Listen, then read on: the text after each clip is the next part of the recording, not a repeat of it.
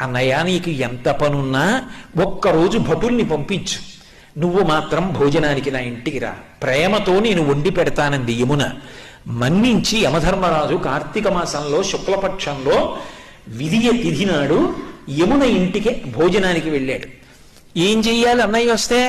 పరమ ప్రేమతో చిన్నప్పుడు అన్నయ్య ఏం తినేవాడో, ఏదంటే ఇష్టమో ఆ మాటలు చెప్తూ కబుర్లు చెప్తూ ఇంకొంచెం తిననయ్యా ఇంకొంచెం తిననయ్యా అంటూ అన్నయ్యకి ప్రేమగా వడ్డించింది. తిన్నాడు. ఏం కావాలమ్మా నీకు అని అడిగాడు. మరి దేవతా సంబంధం కదూ, వరం ఇవ్వాలి. ఆవిడ మనందరి కోసం ఓ వరం అడిగింది. అన్నయ్య ఇది జ్ఞాపకం పెట్టుకుని ఈ తిథి నాడు ఏ అన్నయ్యని ఏ తమ్ముణ్ణైనా సరే, ఏ అక్క అయినా ఏ చెల్లైనా ఇంటికి పిలిచి అన్నం పెడితే ఆ అన్నం తిన్నందుకు ఆ అన్నకి కానీ తమ్ముడికి కానీ అపమృత్యు దోషం లేకుండా చెయ్యన్నయ్యా. తప్పకుండా ఇస్తానమ్మా అన్నాడు. అంతేకాదమ్మా, నీలాంటి చెల్లెలు ఉన్నందుకు పొంగిపోతున్నాను, విశాల హృదయంతో అడిగావు. ఇలా పెట్టిన చెల్లికి మంగళసూత్రానికి ఇబ్బంది రాదమ్మా, సౌమాంగల్యంతో ఉంటుంది, వరం ఇస్తున్నానన్నాడు.